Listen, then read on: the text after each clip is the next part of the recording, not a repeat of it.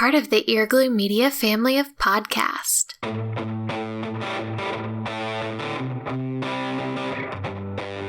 You're listening to the Cantina Cast, your home for thought-provoking Star Wars talk. Join Albert and Jonesy in breaking down the latest news, trailers, movies, and of course, your favorite characters from a galaxy far, far away. Hello, everybody, and welcome to the Cantina Cast. My name is Albert Padilla, and this is episode 297, the Rise of Skywalker final trailer breakdown. We are back and in greater numbers as we hope to provide you with the most comprehensive trailer breakdown yet. So couldn't even say it with a straight face. I tried. I really did. That voice you hear is not a Force Ghost. That's Jonesy. Jonesy, welcome back. It's only been 2 days. How have you been doing? I'm doing great. And for the record, I'm a Force spirit, not a Force Ghost. Sorry. It's a lower tier, right? Or is it a higher tier? It's the official whatever the book is that we talked about a few weeks ago. Oh, that's right. Yeah. So we've got a lot to talk about because we've had a chance to kind of sit down with the trailer a number of times, let it soak in. I've got a lot of questions, maybe not a whole lot of answers. Maybe you guys have the answers. So we want to get through all that. We do want to touch on a couple things news-wise first. And this will be really quick, but let's start with the Mandalorian. I guess they're calling it a screener. It's been shown, the first episode, if I'm not mistaken, maybe even the second one. But the feedback has been overwhelmingly positive. I saw some quotes in there. I mean, words like stunning, amazing. I mean, just you name it. It's been pretty glorious. But who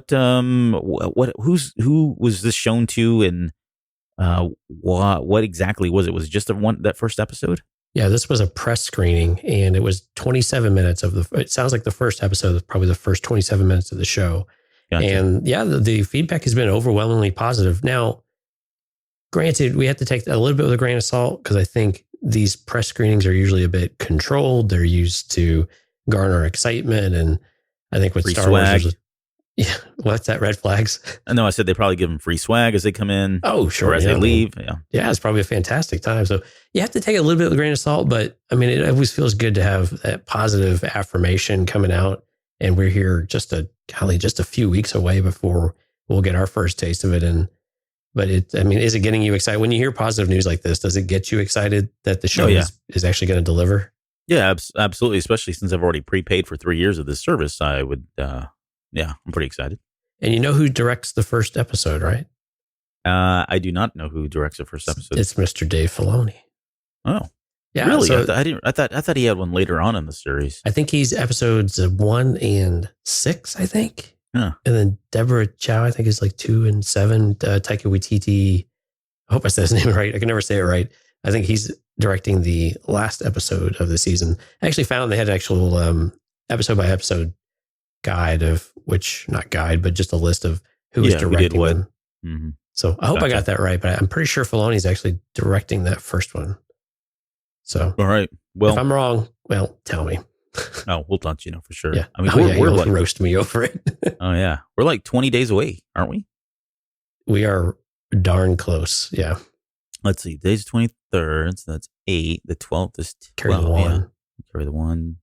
Yeah. It's somewhere around there. It's a great radio. Yep. Nothing like listening to a podcast where they do math, huh? Yeah, right. I'm going to listen to someone think for a few minutes. All right. Be right back.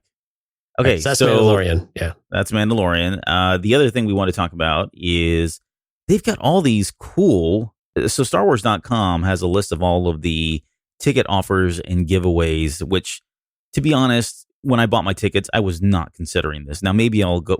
We were talking about it before we came on the air.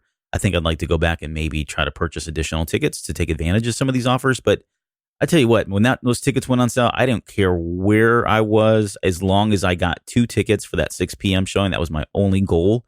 I honestly don't even know where I ended up. I'll have to ask Imperial Moonwalker since he's going to be joining me that first night. But yeah, now going back retrospectively, there's some pretty cool stuff here that they're doing that they're like these giveaways with these tickets. Right.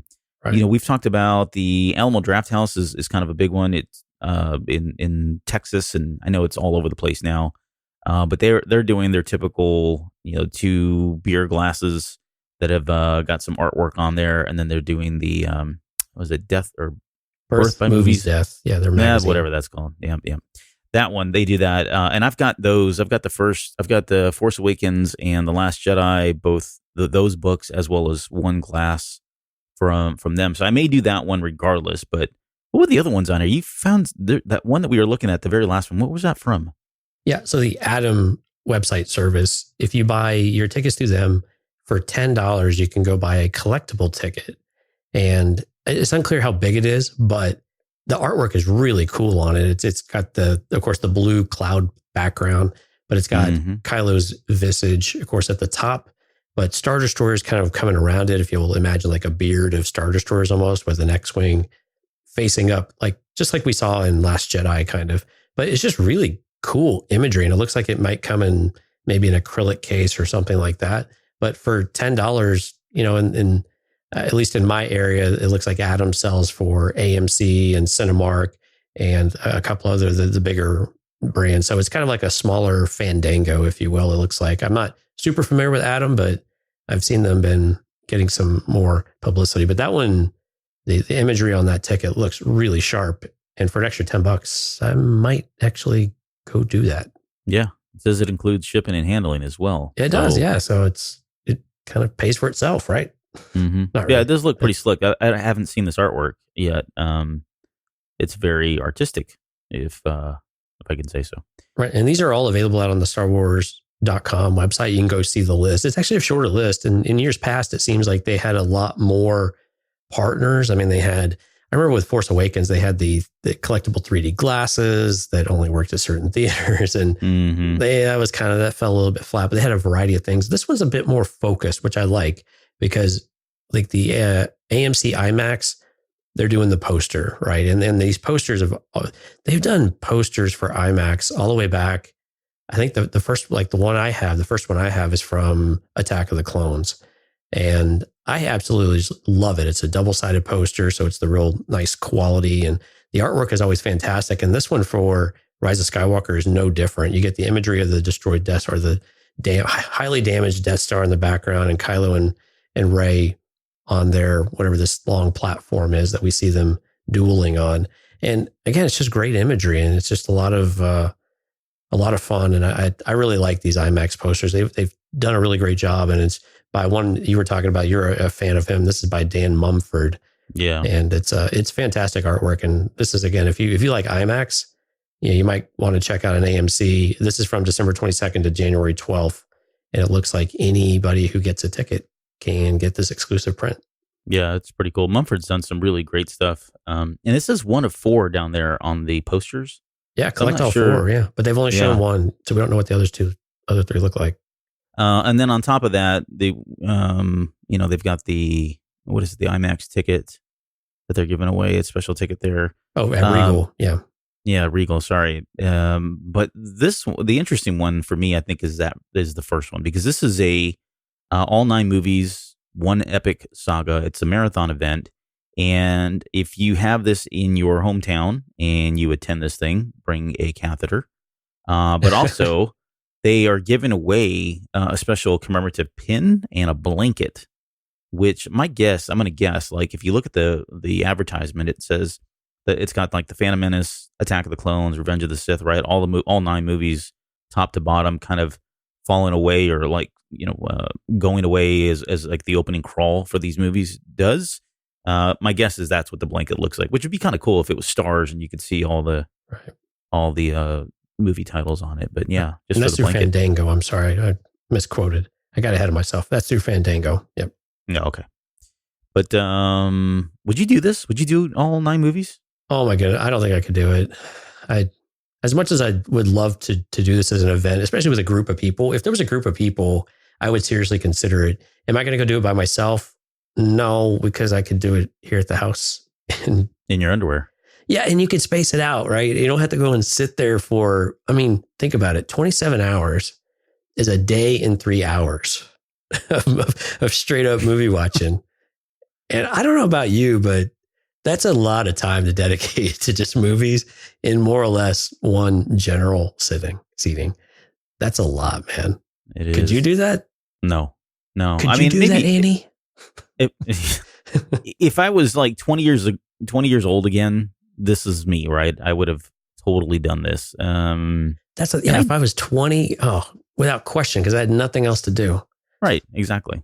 But right now, it's not a test of my faith. It's just a test of my bladder more than anything. So I don't, it's nothing I would do. I think it's really cool, and I really wish I could do it. Like you said, I really wish I could. I just don't have the time to dedicate to this. Could you spend a day and 3 hours eating movie theater food?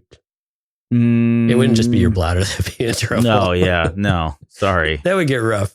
That would get rough. All right. Yeah. Regal IMAX has, moving on. Yeah, they've got some collectible tickets too. And they've shown us one of the Sith Trooper, which is actually pretty sharp looking as well. And so this is art by Tom Whalen, of course, who's a fan favorite for Star Wars artwork. And there's 3 of these tickets, but again, I haven't seen what the others 2 are. So this runs each Saturday from December 21st through January 4th. And it says the first 500 guests who experience the movie. So hopefully that means 500 guests per Saturday rather than collectively. Yeah, right. Yeah. That won't be much at all. Right. So that's Star Wars Saturdays with IMAX at Regal. And that one looks pretty sharp. And if you're into collectibles, that's, this and the Atom ticket in particular. I mean, the Alamo one's really cool too. But yeah, I like it. I like that we just got a few, right? We don't need a crazy, smorgasbord of collectibles and all this stuff to where you feel like you got a ton of them to go to. This seems reasonable, especially if you're a completist where you want to get all of these things. It seems like you'd have opportunity to do most of these and have it. Maybe Alamo might be a little more difficult for some people because they might not have them in their area and they tend to be more, sparse as you get outside of Texas. But still, I think these are pretty neat. I like the offering at the very least. Yeah, me too. I miss saving. I have a whole box full of movie tickets that I've collected over the years since I was like 18 years old. Right. And I miss collecting movie tickets. And it sounds trivial, but that was kind of a thing for me. And unfortunately, a lot of the old, like the very first movies that I saw, they were printed out with like those heat kind of printers or whatever they are. Yeah. And a lot of it's faded away. And so I used to collect them just like as badges, as badges that, I went and did this and I saw it. And I thought, someday I'll show my kids and say, look at all these movies I saw, which is kind of too, I've had an opportunity to do that. But over the years, I don't know. I just either they don't give me movie tickets. Everything's now on my phone. So I don't ever really collect them. But this is really a neat way to just kind of have something a little bit, small, commemorative, something to kind of show for, what you did. And especially for an event like this, I think it makes total sense. So, and they look fantastic. Yeah, they do. All right, well, let's talk about the last bit of news here. Then we didn't really get to kind of talk about this much because of the that little trailer that came out.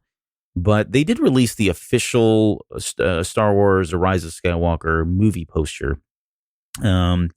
This is there was a couple of them that leaked out that were fakes and phonies, but this is the true deal. And I don't know, I really, really like this poster. I've seen like people that have been hot and cold about it. I think it sits really well right next to the Force Awakens poster. Unfortunately, the Last Jedi kind of stands out, and maybe that's not a bad thing. But yeah, if you put the Force Awakens and this movie poster up together side by side, it looks really good. And I don't know who did the artwork on this one. I haven't had a chance to dive into it, but if this is truly art and there's no photo, like if they, no photography. Thank you. Yep, got it. Here we go. Back on track. But if there's no photography in this, then that's pretty amazing because this is pretty dang crystal clear in terms of whoever the artist was that did this. So. Yeah, very lifelike. These, they do kind of seem like stills from the movie, right? But nonetheless, they look amazing. It looks great. I do like it's off center. Yeah, right. The lightsabers. I do. Jokingly, I said that Rey looks like she's about to like where Dooku was at the in Revenge of the Sith right before he got his head cut off. She looks like she's got 2 lightsabers about to get her head cut off. But I do like that it's off center like that. And we've got some new characters in here too that they've finally put in here front and center. Like we've got Zori Bliss now. We've got Rose is back. She's down there. We've got Jana in the ore bag. She had a little horse thing that she's riding. We've got all 4 of the droids now with Dio. I don't know. Composition's cool. I like the Millennium Falcon where they position that. Yeah. It seems to be it's again, we've talked about this before. It's its own character, right? So that's nice. You got Kylo Lumen in the background, the tie daggers, all that. You know, those tie daggers, by the way. I don't think we've talked about this on the show, but I just happened to pull out the art of The Force Awakens, and they were in that book. Yeah, and that's what was bugging me. And I know we've never talked about it, at least not on the show. Because you always call them what you used to call them, the Dorito, yeah, ties. But there was something nagging in the back of my mind, like I've seen this before, and I kept thinking, well, maybe no, maybe I haven't, maybe I'm just imagining. Right? There's only so many variations that you can get to, and eventually you just get to a plain old triangle. But yeah, I don't know. I had an epiphany when I finally saw it in there. I was like, oh yeah, this is why it looks familiar, because I've seen it before. But anyways, what are your thoughts on this poster? Yeah, a couple of things that really jumped out was, Kylo's lightsaber is so in your face in this trailer, which I think is, or in the poster rather. And I think that's something that I'm trying to remember if we've seen that before. Rey, in the way that she has hers, is fine and maybe more typical, a little bit closer than normal, but Kylo's is like, kind of a massive blade right through the center of the poster. And then his looming presence is right there as well. And I think that it just looks, it jumps out at you. And it was a little disorienting at first, but after a few minutes, I was like, man, I really enjoy this poster, having the Star Destroyers coming in from the side of the screen. And I'm with you, the Falcon and just the placement of it. And it's kind of blurred, so it looks like it's in motion. I just think that's really well done. And then again, just the entire composition of the poster looks really good. Zori Bliss is looking pretty awesome there with the dual wielding. And yeah, dual wielding blasters. Yeah, and we got Poe shooting, very 80s, Battlestar Galactica kind of pose type of with thing. The scarf. Yeah, looking off in the distance, shooting is, I don't know, I'm not really a fan of those guns, but overall though, I really like it. Yeah, and of course we got R2 and 3PO, which is always good to see them, and we'll talk a little bit more of that here in a bit. But overall, yeah, I really like this. I like the glowing of all of the cracks in Kylo's helmet too. They really stand out and were accentuated in this. So really well done. I enjoy this poster quite a bit. And I'm with you. When you stack it up next to Force Awakens in particular, they really do pair well. Yeah. And we'd be remiss without mentioning that right smack dab in the middle of this poster is none other than Billy D. Williams as Lando Calrissian. Looking really old. A bit seasoned. Yeah. We'll see how this goes. Finn. Yeah, we got all the crew there. Yeah, we got everybody in here. Well, who's missing? Is everybody? I feel like there's someone missing. Well, Leia. Yeah, Leia's not in here. No Leia, no Luke, no Emperor. Those are kind of your big ones. The Emperor's in this? No, missing. Oh. Just not there, yeah. Yeah. Well, yeah, I don't know what else to say about it. It's a cool poster. Go buy it. Hang it up. Actually, let's hold on. Let's talk about that. So for as much effort as they've put into having Palpatine looming over the trailer, why would he not be in the poster? Good point. I don't know. I get why they would want to continue to focus on Rey and Kylo and stress the relationship there, or the whatever that it ends up being. But still, yeah, for him to have this really overarching presence as well as Leia and not have them on the poster is actually a little bit. I can understand not having Luke on the poster, but not having Leia or Palpatine is a bit surprising in many respects. And I almost expected to have Palpatine looming over, but again, depending on what they have in store for us visually, whether he looks like the Emperor or whatnot. And again, we've seen what the teaser poster looked like and some of the criticisms from that. So they might be a bit cautious about putting that in, but again, no complaints about the poster, but it's just curious. You're right. We do have a couple of missing components that, as much as they've stressed them, is a bit surprising to not have them on there. Yeah, you would have expected to see them in here. The other thing with it is, we did have the teaser poster where he was kind of looming, obviously in the background. Right. So maybe that, since it's already been done, I don't know. Yeah, fair enough. You would think he's in there though, or they would have put him in here. At least in a really subtle kind of way. I liked it. It was kind of subtle in the teaser poster, and I enjoyed that. I was really surprised. Not even that. Yeah. But again, we want to build up that anticipation, want to build up some of that surprise element maybe. And so withholding some of that's not necessarily a bad thing. True. Okay, well, let's do this. Let's get to the trailer. Let's talk about what we didn't talk about, break it down for you guys. Maybe there's some things in here that you missed that we found. There's probably stuff in there that you found that we didn't find, but I thought we could just spend a lot more time getting into some of the stuff, especially like, some of the characters that we see, maybe speculate on what's happening here and there, rather than just saying, oh, look, here's this, here's that. I did want to spend some time kind of asking a couple questions about, where we think this is going and that sort of thing. So if you get a chance, go ahead and pull up a trailer, because we are going to kind of step through it here. Let's start with the very beginning. We got the Lucasfilm logo. Obviously, no surprise there. The jungle sounds. I made the comment a couple days ago that this reminded me of Raiders of the Lost Ark, and I still feel that way. And I think it's just because with Raiders of the Lost Ark, it starts with the ambience of a jungle, and this obviously starts with the ambience of jungle. You got jungle noises and just the way the camera was set. And you see Rey kind of step into the shot there. But yeah, she's running through the forest. She definitely looks like she's training, and this would line up pretty closely with what we saw in some of the other trailers. I think in the very first trailer, or was it the D23? D23. Yeah, D23.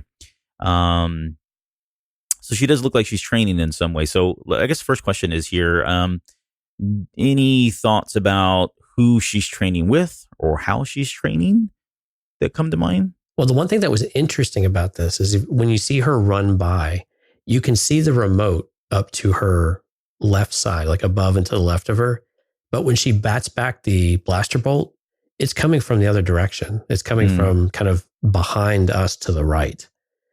So yeah, it begs the question, are there multiple remotes, or is she training with someone, or are there other things at play here? And we've got speculation about whether or not, maybe she's training with Leia, or she's just training, right? We get a bit of a montage here to open the trailer a bit.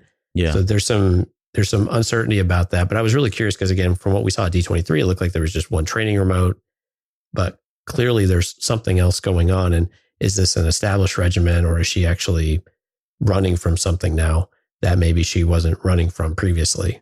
Something has found her. Yeah. Yeah. And going back to the D23 trailer, she definitely looked like she was upset. I think we talked about that. She was distraught in some way. So maybe this is all part of it. And I skipped over the helmet. I said I want to talk about that just quickly.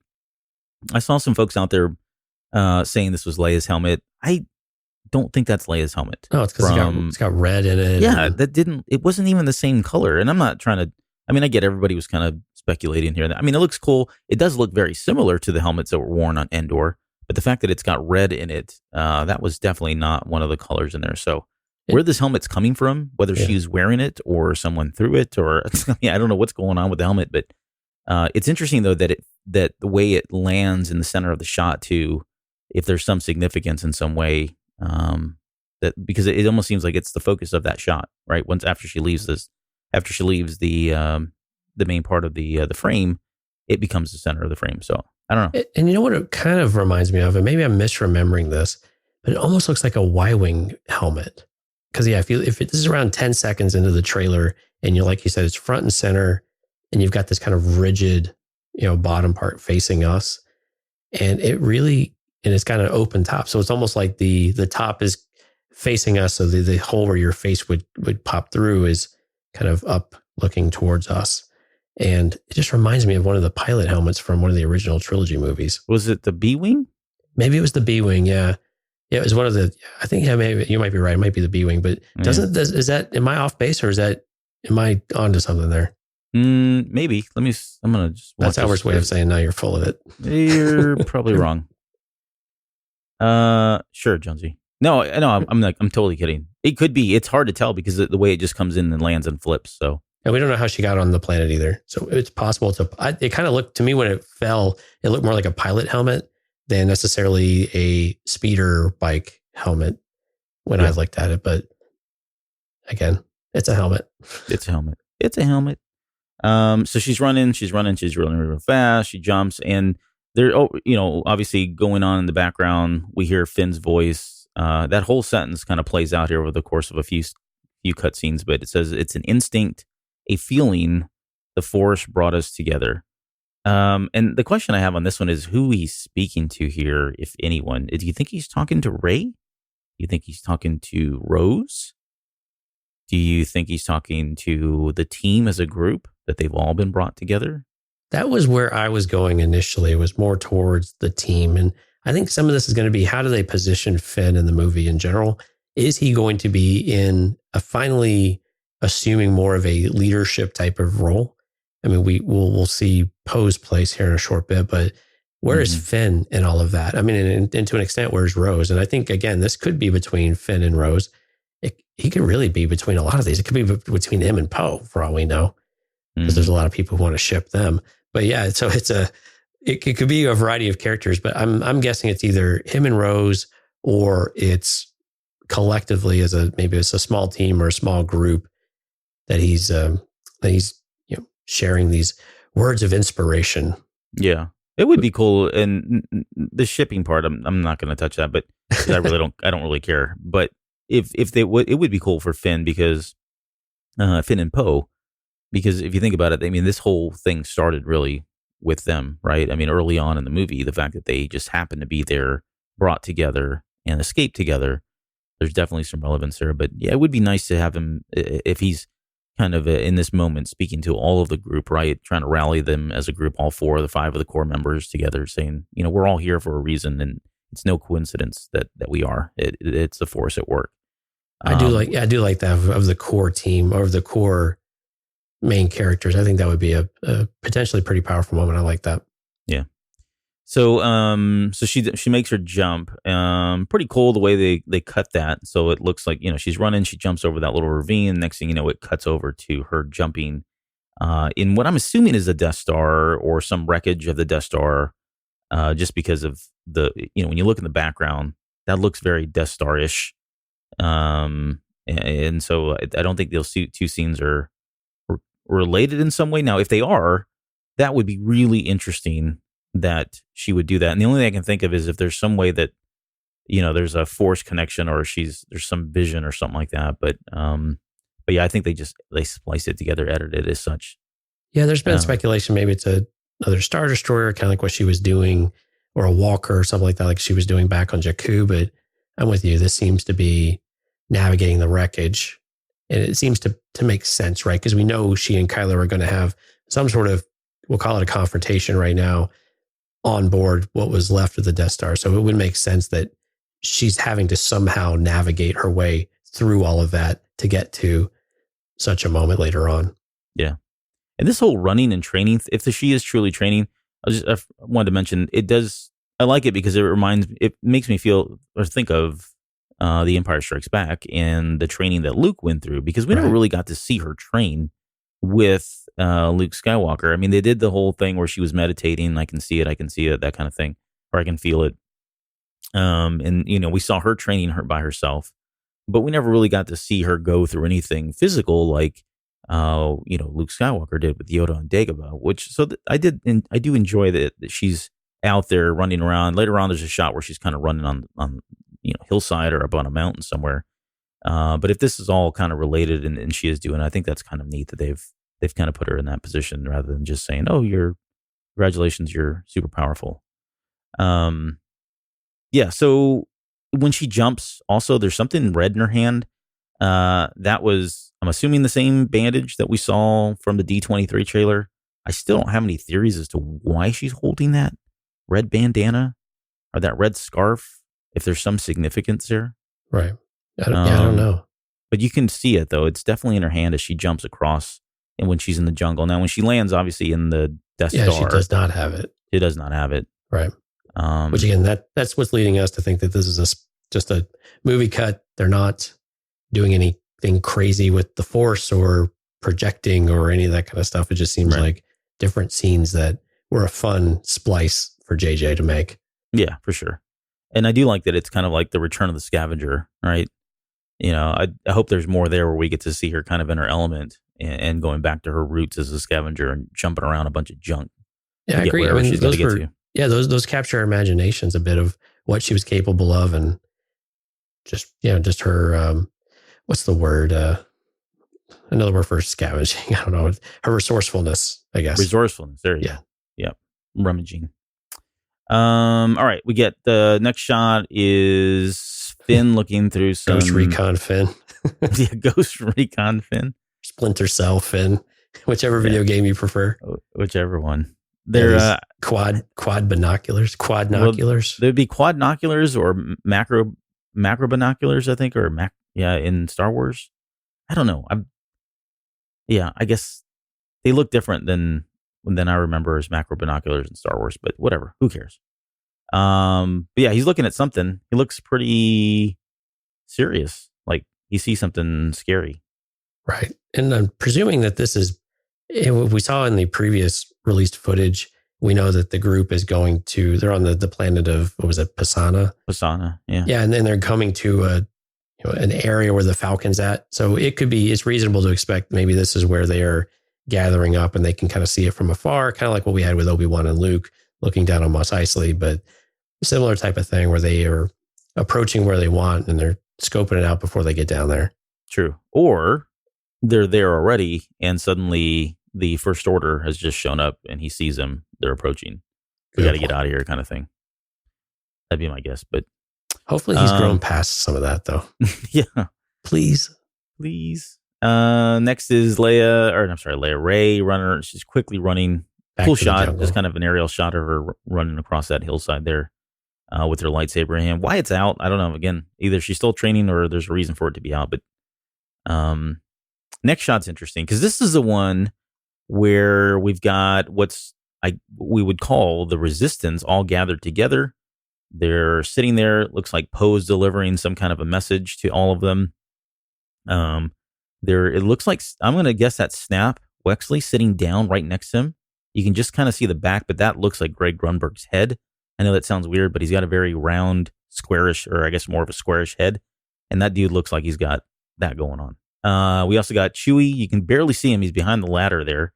We got Lando Calrissian. We've got some new Mon Calamari, which there was one that was recently in one of the comics, I think. But C-3PO's in here. Who else do I got in here? I think that was all that I was able to see. Yeah, that's all I recognized off the top of my head. Yeah. But it looked like they're debriefing something. Now, they look to be standing underneath one of the Corvettes, like the Tantive 5 or whatever. It looks like one of those. And the only reason I'm saying that is because on the far right-hand side, that is definitely one of the cannons that sits underneath it. And I think right above them, those are supposed to be like the escape pods.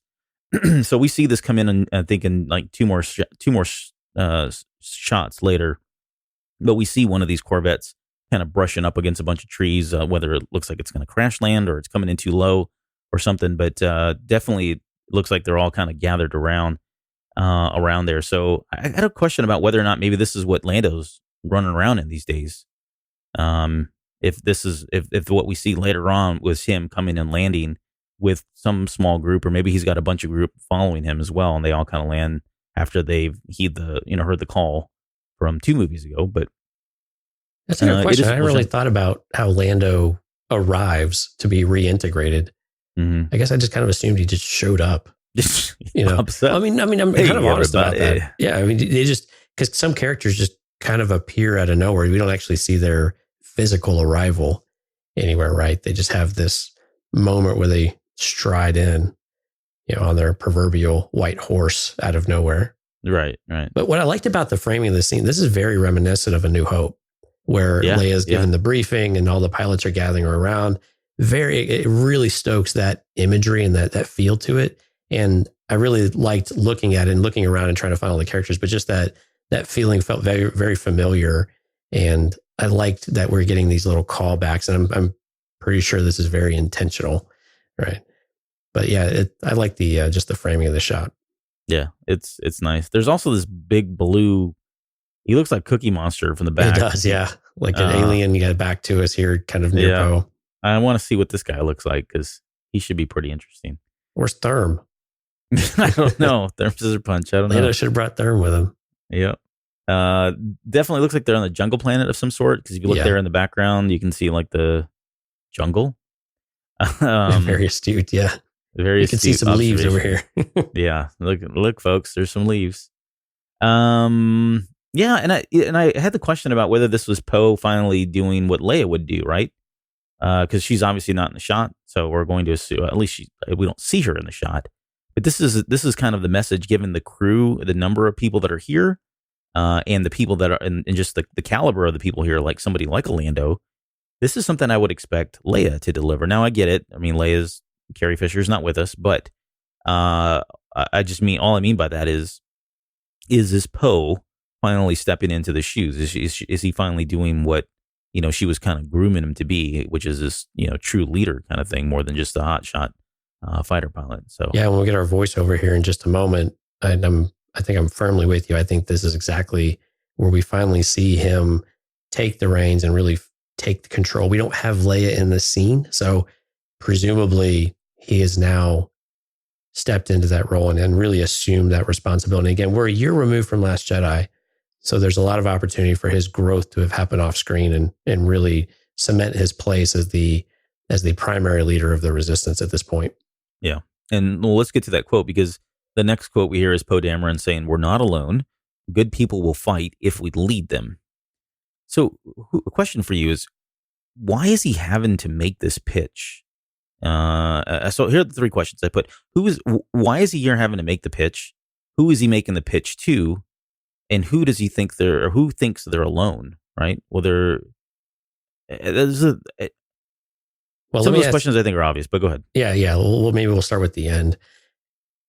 It's clear that, after Last Jedi, morale was probably pretty low. Even though they're all kind of smiling on the Falcon, morale was probably completely destroyed, sure. Right? Because no one showed up. They really do think they're alone. And while they might be recouping their numbers and rebuilding, I think there's still probably a lot of uncertainty. And we don't know how well this year has gone, but presumably they have, very much like the rebellion did, they've had to jump from place to place. They've had to really just scratch a living out, running from the First Order or hiding or whatever that might be, and scavenging resources, scavenging people just to try to keep this thing alive and to actually, we kind of see it too we get this shot of Rose and Moynihan's character in the background there of, they're looking a little worse for wear, maybe. Tired and gritty and dirty, things that we would expect from an underground rebellion of sorts, right?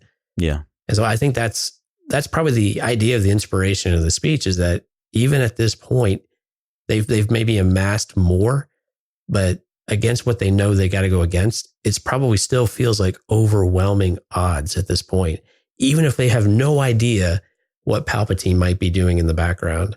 If they're just still focused on First Order, the resources are just still completely skewed out, not in their favor. Yeah, no, that's fair. And I just wonder, this kind of speech and the way he's delivering, I wonder if there is resistance to the Resistance, right? Like, sure, it's a fool's battle. We've talked about it. I know it's been a year. They've had a chance to kind of lick their wounds and rebuild as much as they can. But given the size of the First Order at the end of The Last Jedi, and then especially with what we see coming up, with the number of Imperial Star Destroyers, that question still is out there, and we finally get they kind of answer it a little bit later, but in terms of who actually is going to go up against them. But you've got to think there are a number of people who are saying, we are a ragtag group of folks, right? That we're not a cohesive unit, and you're asking us to go up against the First Order, which is probably still dominant in this galaxy. So yeah, it feels like it probably is a hard sell to get everybody to kind of come together and rally, and to what benefit, right? There's got to be a reason. He's got to be able to prove and persuade them that it's in their best interest to take the chance and sacrifice their own lives. And we haven't seen that yet, unless that key element is somehow these Star Destroyers with the ability to, we saw in the D-23 where they're, blowing up planets, right? Where we're assuming they're blowing up planets. If that's the case, then yeah, okay, now we've got a doomsday weapon, and now there's motivation there. There's people now have a vested interest in joining the Resistance and fighting alongside them, because it's ultimately going to be their lives eventually that'll come to pass if they don't. So yeah, and again, it's drawing this parallel with A New Hope. What was Han's quote? It's more like suicide. Yeah. And you got to feel like it's probably rinse and repeat here. It feels very much like that. Everything stacks against you. Why why stick around? There's only so much you can handle. There's only so many people can handle of that constant stress and that constant just pressure on you. And especially if they know you're found by the First Order, it's probably, execution on sight. Yeah. It's hard to live with a death mark. No, you know how that feels, Albert? Yeah. All right, let's keep moving. This next scene you mentioned it, but this is our only shot of Rose, and I do like that the line of good people will fight if we lead them lands when they show her, because I mean she is probably one of the gooder people, right? The best people in Star Wars, all around. So and we finally get a look at Dominic Monaghan's character, or not Monaghan? Is it Monaghan? Yeah. We finally get a look at his character. Billy Lord standing there as well. So it looks like they're... It's probably not Moynihan. It's probably... Yeah, we're probably screwing that up, but whatever. Yeah, I'm thinking of Bobby Moynihan. Yeah. Montague? Oh, my goodness. Look that up. I'll keep talking. It's late, man. What's that? It's late. I'm tired. It's late. But yeah, we get Billy Lord's character. And the interesting thing about this shot is everybody's running the opposite direction, and she's running out. So I'm going to go ahead and just go on a limb and say that she's... Finn is taking off on the Orbaks. I think they've just left on their crusade on top of whatever this Star Destroyer or whatever ship that they're on here. Later on, when we see them kind of the cavalry's running, coming down the ship there. I want to say this feels like it's about around the same time. And her look on her face could be one of two things. It could be concern for Finn, or it could be jealousy maybe for Finn. With Jannah in the picture now. They seem to be buddy, Jannah and Finn. So I don't know. We'll see. Share and Orback at one point. Yeah. I think, and again, if we want to, we've had concerns about, to kind of go back to the quote or the voiceover, we've had concerns about, is this going to feel disjointed from Last Jedi? This quote about leading others and they will join the fight and they will respond was very much a theme from Last Jedi, right? That was the whole premise of Canto Bight, basically, right? And of Broom Boy and of that group. It was about inspiring others to fight against oppression and to be able to join the general battle and come together. So I think if you're looking for connected tissue with Last Jedi specifically, this quote has some of that would help bring you along and continue along that theme. Now, granted, you could say that's a pretty common theme of rebellions in general, but I think this one's pretty specific to what we caught out of Last Jedi. Mm-hmm. Yeah. Done. Box checked. Checked. Yeah, exactly. Not to put fine a point on it. There definitely a battle going on too in this scene with Rose. Like Absolutely. There are green and red laser bolts flying around. So presumably those are ship bolts. It could be First Order troopers. Who knows what's going on? But they're right smack dab in the middle of a war when she comes out and does that. Next scene's pretty quick. This is just Finn, Poe, and Chewbacca kind of looking surprised at something. We don't know what. Finn looks pissed. He looks really mad about something. But the big thing for me is the University of Texas X-Wing fighter that we see here. That's right. I'm pretty excited. Great color. Burnt orange, folks. Right. A lot of speculation that's Poe's new X-Wing. We'll have to see. I'm going to guess it is. Which is the X-Wing that we saw on that little Atom ticket thing we talked about earlier in the news. Right. All right. Then we get the blockade Corvette, runner. the Carillion Corvette. Yeah, the blockade runner. Looks like it's just coming in for a crash landing of sorts. Let me check that again. Does it really look like it's... Does it look like... It doesn't look like it's crashing. It's just flying low. Flying super low, huh? Yeah. Yeah. But again, this might be the arrival of the ship, kind of to what you were saying earlier. If it's this ship that they're all camped under, then this is the arrival, and maybe this is the arrival of Lando. Who knows? Maybe. Then we cut to Rey. So this is where we've spent a lot of time, both in previous trailers and movie posters and everything else. But they are definitely hot for each other in a fighting way, at least in these pictures. And she's standing there. She looks really upset. And then that's a really cool shot of Kylo Ren just kind of coming out of the water. And very, very knightish in terms of how he holds that lightsaber. Right. I love his fighting style. It's just so, like I've mentioned it before, I think when we did The Last Jedi. It's very barbaric. Very raw. Yeah. Raw. Yeah. I think that's a good word that we used before. And we had a great voiceover that we talked about in the initial reaction show as well, where people think they know Rey, but no one truly does. Yeah. And then Kylo, of course, responds, "But I do," which I think is poignant, right? I mean, to an extent, they do. Whether you believe this is a romantic relationship or not, it's still, they do have some sort of connection, and they do understand each other very well. That's what Last Jedi presented to us, is that they, even if they might misinterpret their paths, they still have a way of understanding what the others, what their motives are and what they're in for it for, even if they keep hoping they'll do something different. Yeah. Good. Yeah. Well said. They're connected for sure in some way, physically, spiritually, mentally, in some way they are definitely connected. So, and this could be, there's probably a double meaning here between when he says but I do, meaning I know, who you are and I know who your parents are, right? It could be playing back to that, all of that as well. And in the line of people keep telling me they know me, makes me think that we're going to get a moment in here where either we see it or it's just discussed, but people know who Rey is and they see her now as the legend that she once saw Luke Skywalker as, right? They know what she's done. They know that she fought Snoke and brought down that, at least that part of the First Order. And, she's now a hero. She's running around. There's probably people running up to her and, wanting autographs and all that thing, or they whisper about the things that she's done, speaking hyperbole, that kind of stuff. So I think that's part of where she's coming from, when she says people keep telling me they know me. Well, she has this very gritty edge to her voice. And so it's as we try to draw from what we got in the D23 scene, where we see Dark Rey, which again, we believe is more of a vision. But where is this something that starts leading us into maybe that dark vision? Because again, a lot of these scenes that we see her in, except for the very last scene in this trailer, she looks pissed. Yeah. I mean, this scene in particular, when we get the close-up of her, she is not thrilled to see you, Kylo.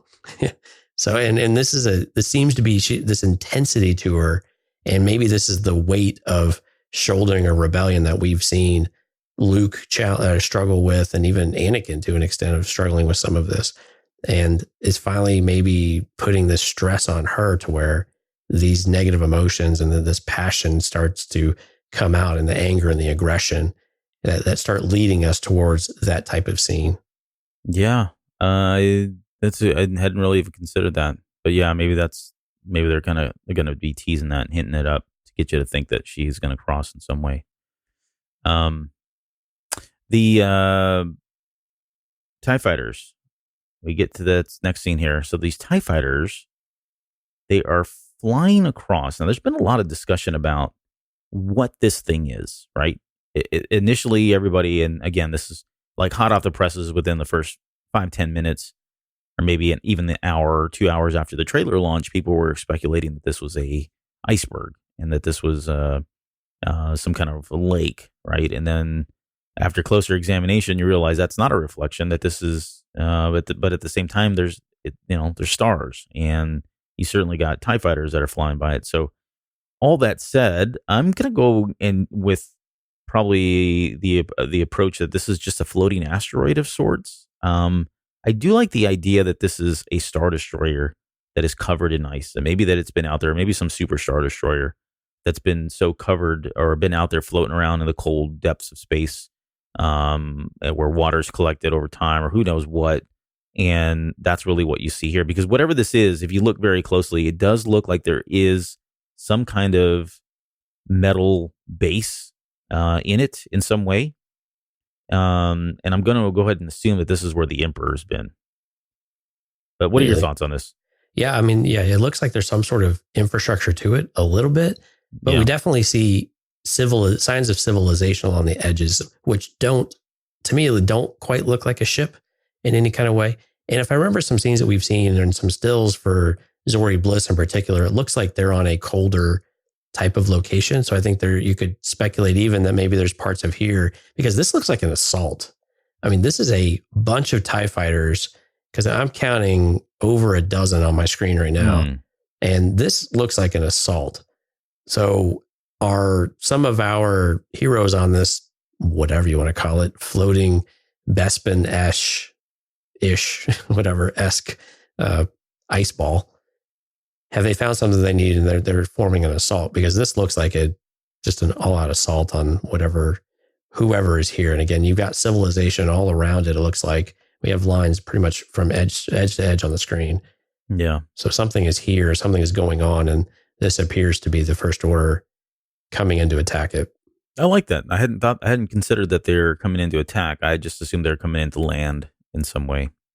I like that idea. And don't get me wrong, I don't think it's a Star Destroyer. I like the idea. I thought it was a cool concept that it's some super Star Destroyer or some ship that's just been like that. But to me, I'm going to go still with it's a base of some sort out in space. Why it's ice, I don't know. It could not be ice. Maybe it's crystal. Who knows? We have no way of really knowing. But whatever it is, it's very intriguing. Right. Yeah. In our next scene of the throne, it's, again, you get kind of this bluish white tint behind it. So I could see where you make that connection of saying, okay, is this where the Emperor has been in stasis or stashed himself or whatever it might be after he presumably escaped whatever fate he had in Jedi.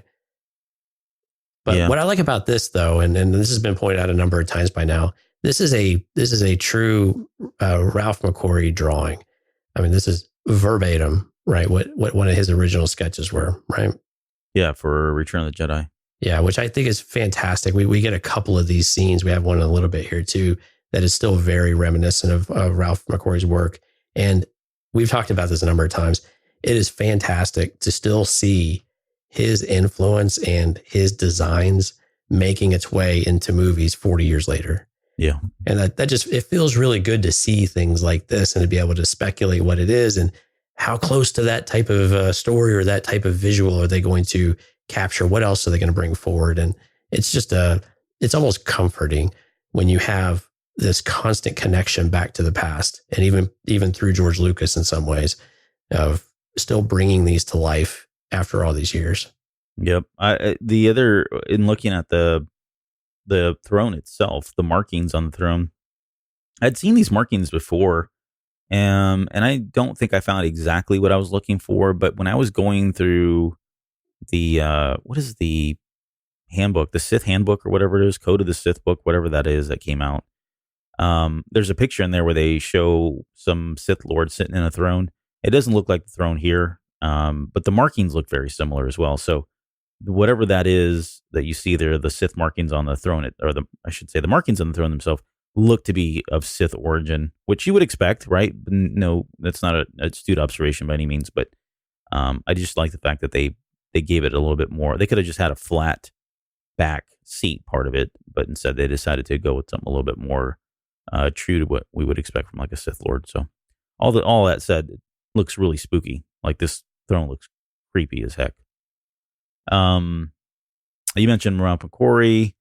A question I have is, why is it empty? That's a great question. What's the establishing shot? I mean, it's almost like, are we looking at it from the perspective of someone else who is walking up and seeing it? Right. That's kind of my guess.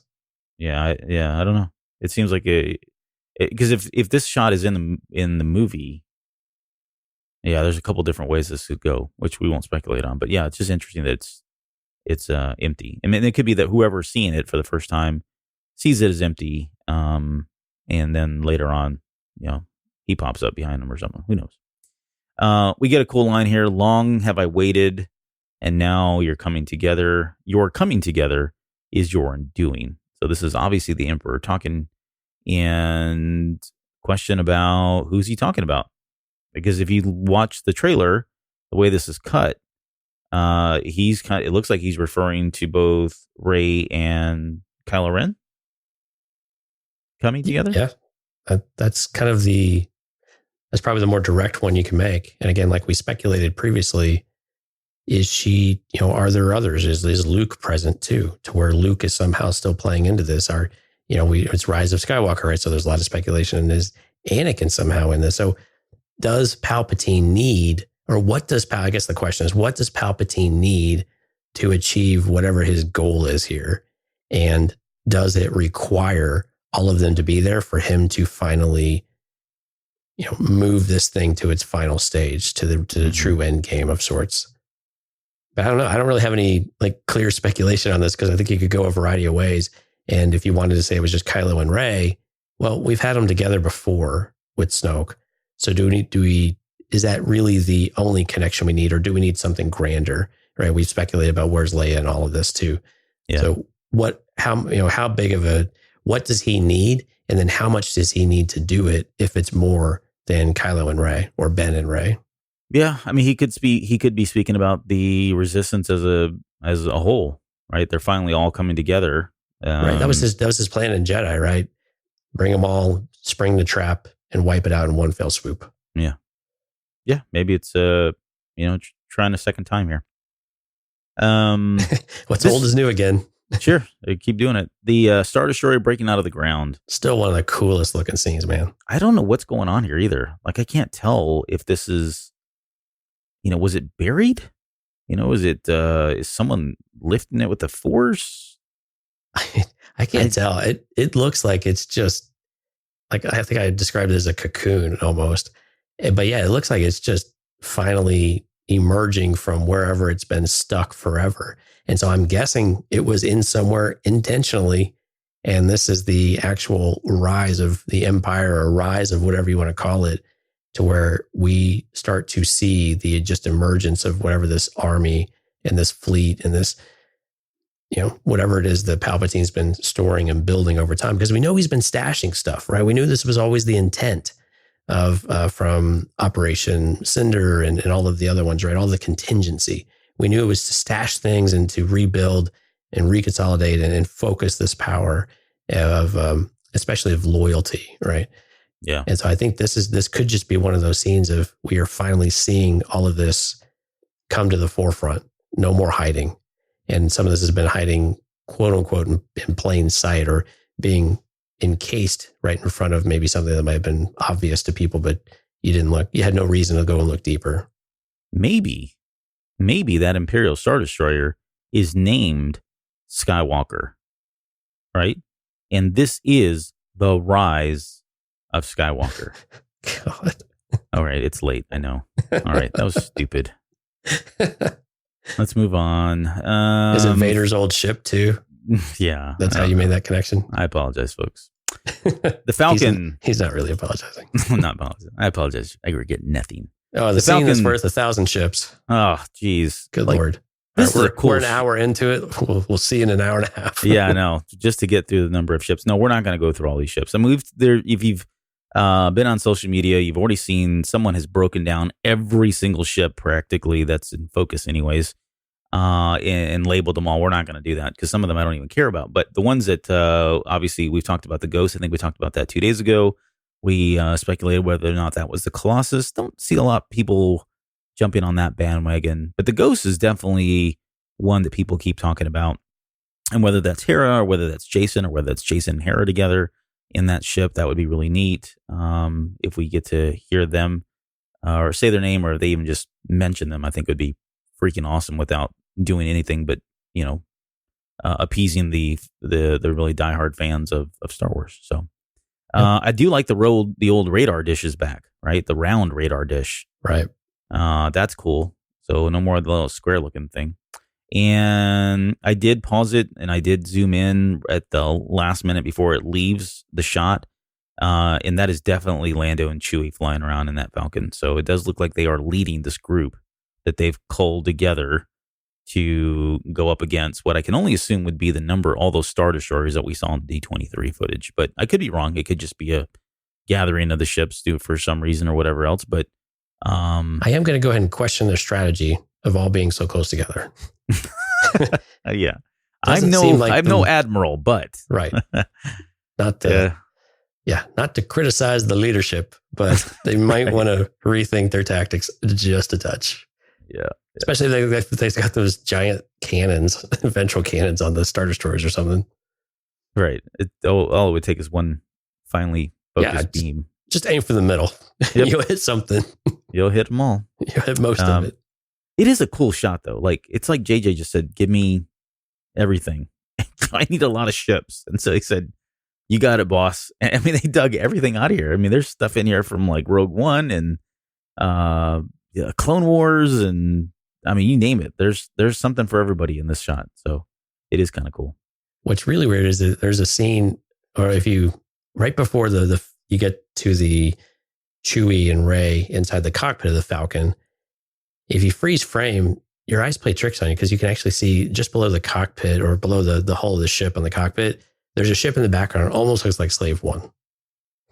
Almost looks like Slave One. What? Let me see. Yeah, at the minute 2 mark, and if you just go straight down from the cockpit, there's a ship that looks very similar to the shape of Slave One.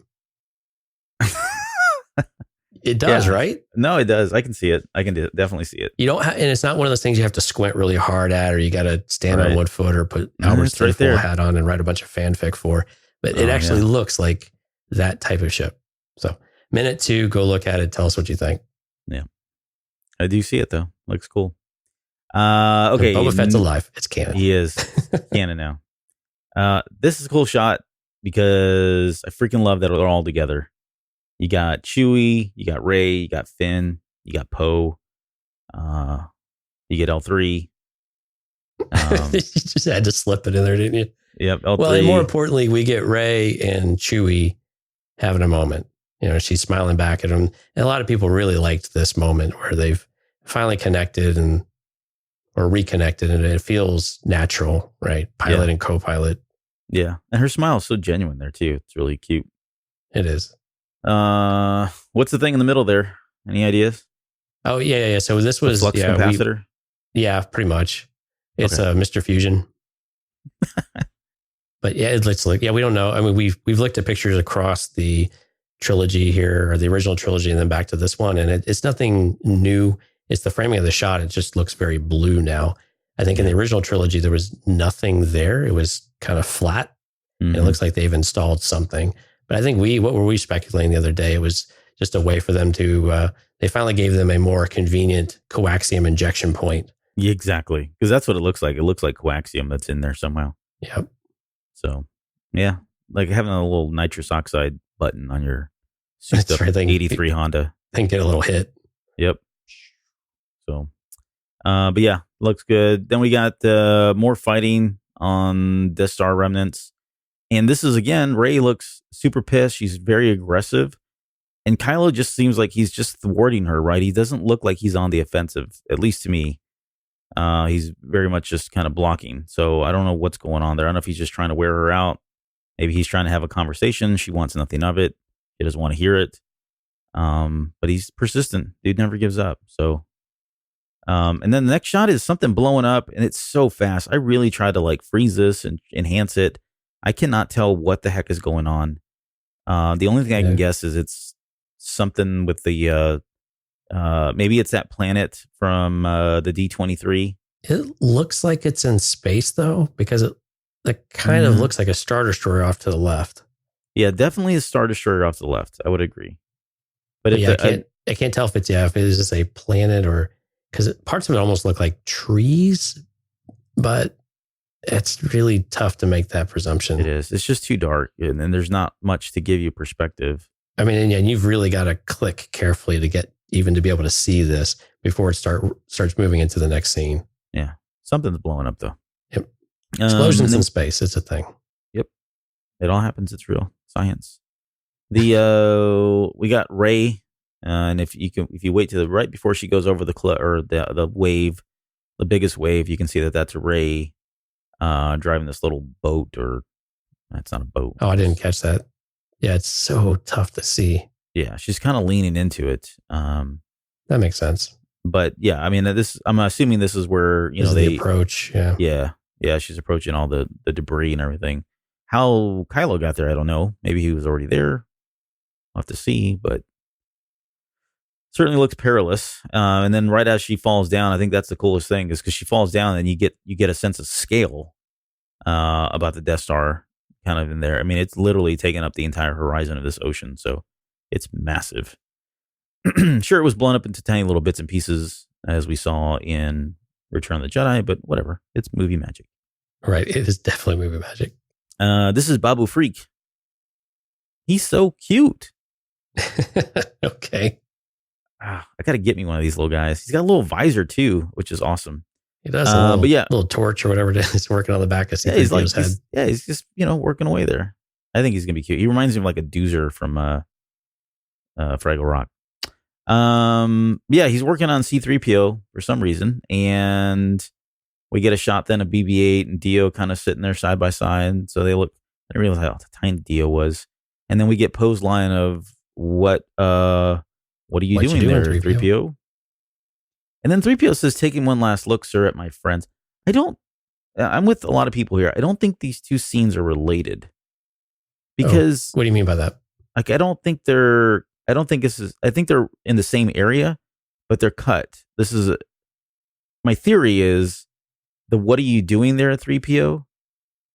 I think this is after he gets the red eyes that we see. And I think everybody's a little concerned because if you look at Finn's face, he looks scared. You've got Poe who's hesitant saying, what are you doing there, 3PO? Right? If you saw 3PO and suddenly had red eyes, I would think you would be thinking, what are you trying to do? Are you evil now? What's going on? Talk to me, buddy, kind of thing, right? I think that happens after we get this line of taking one last look, sir, at my friends. I could be wrong. Yeah, because Finn's body language, he's got both hands like on his belt buckle. That's kind of a casual stance. So I think he's trying to look sad. I just don't know if Finn knows how to look sad. Maybe. But no, yeah. I can see that though. I could see where this is a little just a reorganized scene in order to get the effect that we want for a trailer. Yeah. But I could definitely see that after whatever's been done to 3PO, this is the query to see, how you feeling there, buddy? You doing okay? But we also get our first really great glimpse of Zori Bliss in this scene too, which I was really happy that it's kind of a blink and you miss her because you're focused so much on the rest of the team. But it's nice that she's front and center right there or not front and center, over to the left. But we finally get her in the imagery or in the trailer itself. Yeah. Yeah, no, that's true. I'm still liking the design too. It looks great. Yeah, I do like the design. And I guess that kind of blows away any theories I had of her being a bad character if she's working alongside. I mean, she could be a bounty hunter or in some way, but she's definitely working with them here. So it kind of begs the question of how involved is she with the team, or does she stick around, or is this just to serve this purpose to unlock whatever mystery they're trying to get through 3PO? Because clearly they're doing something to 3PO. So it would appear that they need to unlock something in 3PO or to give him something in order to figure the next step out. Yeah, let's come back to that when we talk about the Y-Wings. All right. So R2's excited. Maybe he's upset. We're not sure. And then we get that final look from C-3PO. I'm sorry, from Chewbacca. Maybe just make sure I got that right. Is it Chewie? Because I took a note that it was Chewie. Yeah, at my friends. And then Chewbacca lets out a cry. Which my very comment reminiscent of Empire. Exactly. And that's what I wrote in my comment. I said, I'm sure he's thinking about what happened to the two of them on Bespin. And losing Han. And I mean, even the hand on R2 was very reminiscent of a couple of different scenes where he's settled down R2, especially in the medal ceremony of A New Hope. There's a lot of callbacks to the original trilogy here. The thing that at least my kids freaked out about was they immediately looked at me and said, is C-3PO going to die? And I think that they definitely were trying to go after something, right? Get you to think something here, that something's about to happen to him. But any thoughts on what we see here? Do you think he's going away in some way? Well, it certainly suggests if they're working on the back of his head and one last look at his friends, it looks like it's something that's going to have an effect on his memory. So something that's going to initiate a memory wipe. And that would be kind of tough to see what a rebooted C-3PO is, or does C-3PO actually cease to exist? And that would be really, I know that he's not always everyone's favorite, right? He's kind of the annoying butler, if you will. I think as Anthony Daniels is, I'm paraphrasing greatly, of course, there. Yeah. So I think people don't necessarily have the same affinity to him as they would to like an R2. But I think at the same time, if you lose those characters, it doesn't feel great. There is a sense of loss with some of that. And it might not be as great as a Han Solo or even R2-D2 or something like that, but it still feels like loss. And so I'm excited that maybe there's a way that, so the good thing is he's a droid, right?